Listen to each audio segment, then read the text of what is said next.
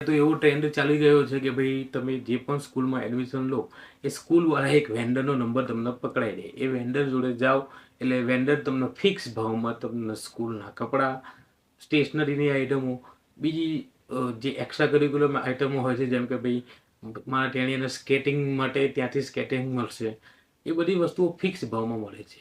હવે એ જે વેન્ડર હોય છે એ વેન્ડરનું માર્જિન આમાં ઓછું હોય, પણ ધંધો બલ્કમાં મળે. ભાઈ બે સ્કૂલ આવી ગયો તો બે સ્કૂલના હજાર તમે સ્ટુડન્ટ પકડી લો તો 20-30% બી ધંધો હોય, પ્રોફિટ માર્જિન હોય તો માર્જિન સારું એવું એમને મળી જાય. નમસ્કાર દોસ્તો, કેમ છો? હું છું તમારો દોસ્ત અને હું ચિરાગ પરમાર અને એક બાબતી આપણી ચેનલમાં સ્વાગત છે. ભાઈ આજે આપણે જે બિઝનેસની વાત કરવા માંગીએ છીએ એ બિઝનેસ છે સ્ટેશનરીનો બિઝનેસ. આજકાલ સ્ટેશનરીનું માર્કેટ જબરજસ્ત વધી ગયું છે. તમે જાણો જ છો ભાઈ, શિક્ષાનું અત્યારે જે પ્રમોશન ચાલી રહ્યું છે એના લીધે સ્ટેશનરીનું માર્કેટ છે જોરદાર વધી ગયું છે. તો જો તમે તમારો બિઝનેસ સ્ટેશનરી ફિલ્ડમાં આગળ વધવા માંગતા હોય તો આ વિડીયો તમારા માટે જ છે. આજના વિડીયોમાં આપણે સ્ટેશનરી બિઝનેસ વિશે પૂરેપૂરી માહિતી મેળવવાનો પ્રયાસ કરીશું. તો ચલો વિડીયો શરૂ કરીએ. સૌથી પહેલો ક્વેશ્ચન કે ભાઈ સ્ટેશનરી બિઝનેસ શું છે? તો ભાઈ આ બિઝનેસની આઈડિયા લગભગ બધા જ લોકો જોડે છે કે આ બિઝનેસ શું કહેવાય. આપણામાંથી 90%-95% લોકો સ્ટેશનરીની દુકાને જઈએ છીએ અને સ્ટેશનરીની દુકાનની જે ચામ હોય છે, જેમ કે કેટલું બધું ભરેલી વસ્તુ હોય છે એ પણ આપણે જોઈએ છીએ, કેવી ચાલે છે એ પણ આપણને ખબર જ છે, પણ આપણે પોતે બિઝનેસમાં ઉતરવા માંગતા નથી. તો જો તમે બિઝનેસ કરવા માંગતા હોય તો સ્ટેશનરી એ શું આઈટમ છે તમે જાણો છો ભાઈ. બાળકોની વસ્તુ, શિક્ષાને લઈને બધી જ વસ્તુઓ સ્ટેશનરીમાં મળે છે. આજકાલ તો ગિફ્ટ આર્ટિકલ તમે લઈ લો, કોઈ પણ જાતના તમારે કવર જોતા હોય, પ્રિન્ટ કરાવી હોય, ઝેરોક્સ કરાવી હોય, ફોર્મ ભરવા હોય, બધી જ વસ્તુ સ્ટેશનરીમાં થઈ જાય છે. તો સ્ટેશનરી શું છે એનું મારે તમને બહુ વસ્તુ જણાવી નથી. બિઝનેસ કઈ રીતે કરવો આપણે એના વિશે થોડું વધારે જાણીએ. સૌથી પહેલા આ બિઝનેસ કેમ કરવો જોઈએ? તો મેં તમને પહેલા કીધું એમ, તમે અત્યારે જો સ્ટેશનરી દુકાને જાઓ તો સ્ટેશનરી દુકાનમાં એસી હોય છે, સરસ મજાનો માલ સામાન લગભગ સારી એવી ક્વોન્ટિટીમાં ભરેલો હોય છે, બુક્સ હોય, ગિફ્ટ આર્ટિકલો અત્યારે તો સ્ટેશનરી દુકાનમાં તમને જોવા મળશે. તો ભાઈ આ બધી વસ્તુઓ અંદર હોય છે, એનો મતલબ કે લોકો કંઈક તો કમાતા હશે તો જ અંદર આટલી બધી વસ્તુ ઇન્વેસ્ટમેન્ટ કરેલું હશે અને પ્રોફિટ પણ સારો હશે તો જ લોકો સ્ટેશનરીમાં ના બિઝનેસમાં જોડાયા હશે. તો આપણે પણ સ્ટેશનરીનો બિઝનેસ ચાલુ કરવો હોય તો કરી શકાય. થોડા ડોક્યુમેન્ટેશનની જરૂર પડશે. કયા ડોક્યુમેન્ટેશનની જરૂર પડશે હું તમને હમણાં વિડીયોમાં બતાવી દઈશ. એ ડોક્યુમેન્ટેશનના જરૂરી કાગળો લઈને આપણે સ્ટેશનરીનો બિઝનેસ ચાલુ કરી શકાય છે. સૌથી પહેલા તમારા શોપ એન્ડ એસ્ટાબ્લિશ એક્ટ મુજબ તમારી જે દુકાન લો એનું એક પંજીકરણ કહેવાય, રજીસ્ટ્રેશન કરાવવું પડશે. પછી આપણું આધાર કાર્ડ, પાન કાર્ડ, દુકાનના લઈને જે પણ તમારું બેંક એકાઉન્ટ હોય તે એકાઉન્ટ બનાવવાનું રહે છે. કરંટ એકાઉન્ટ બનાવો તો કરંટ એકાઉન્ટ, એવી રીતે વસ્તુ તમારે આટલી બધી તૈયાર રાખવી પડશે. અને જગ્યા શરૂઆતના સ્ટેજમાં તમે નાની જગ્યા લઈ શકો છો, ભાડાની જગ્યા લઈ શકો છો. જગ્યા જો સ્કૂલની આજુબાજુ મળી જાય તો સારું, ઓફિસની આજુબાજુ મળી જાય તો બહુ સારું. સ્કૂલનો ઓફિસની વચ્ચે ક્યાંક સારી જગ્યા મળી જાય તો તમારું કામ થઈ જાય. કારણ કે ભાઈ સ્ટેશનરીની આઇટમ જે હોય છે એ સ્કૂલ, કોલેજ, ઓફિસ દરેક જગ્યાએ એની માંગ વધુમાં વધુ હોય છે અને રોજ રોજ આની માંગ વધતી જાય છે. સ્કૂલોમાં પણ એક્સ્ટ્રા કરિક્યુલમ એક્ટિવિટી તમે જાણો છો, એના નામે ઘણી બધી વસ્તુઓ મંગાવવામાં આવે છે સ્ટેશનરીમાંથી, અને જે આપણે પરચેસ કરવી જ પડે છે. એના માટે જો તમારી જો સ્કૂલની આજુબાજુમાં જો દુકાન હોય તો તમે સારો એવો નફો કમાઈ શકો છો. હવે વાત કરીએ ઇન્વેસ્ટમેન્ટની. તો ભાઈ સ્ટેશનરીની દુકાન જો ખોલવી હોય તો મિનિમમ ઇન્વેસ્ટમેન્ટ ₹1,00,000 તમારે જોશે અને મેક્સિમમ તમારી કેપેસિટી 5 લાખ 10 લાખનું ઇન્વેસ્ટમેન્ટ પણ તમે કરો તો ઓછું પડે, પરંતુ નફો આમાં સારો છે. લગભગ 40-50% જેટલું માર્જિન આમાં મળી રહે છે.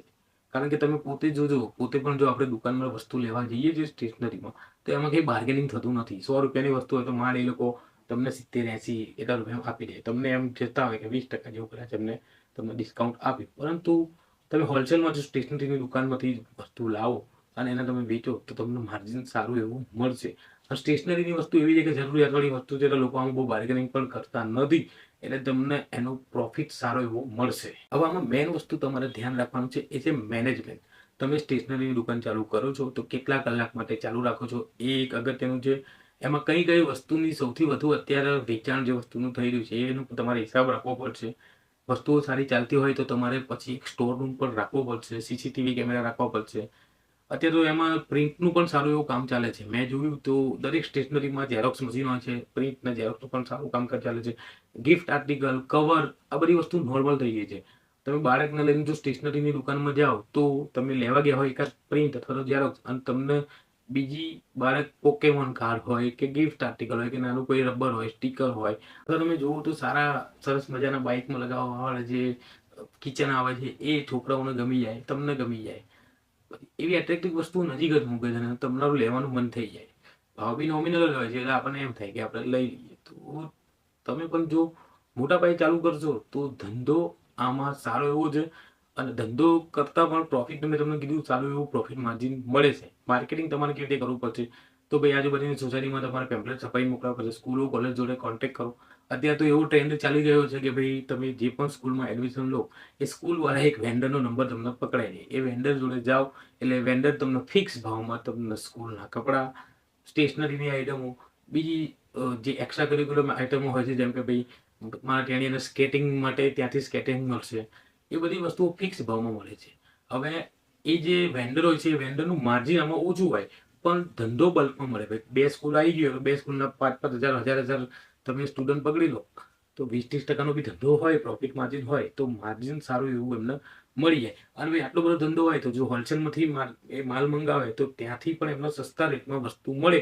અને પછી એ 10-20% માર્જિનમાં પણ જો સારી સ્કૂલોમાં વેન્ડર તરીકે માલ આપે તો સખત પૈસા આમાં બની જાય છે. પાછું વળીને જોવાનું આવતું નથી. જો 2 થી 3 સ્કૂલોનો બી જો તમને કોન્ટ્રાક્ટ મળી જાય ને બોસ તો તમારી ગાડી ચાલી ગઈ.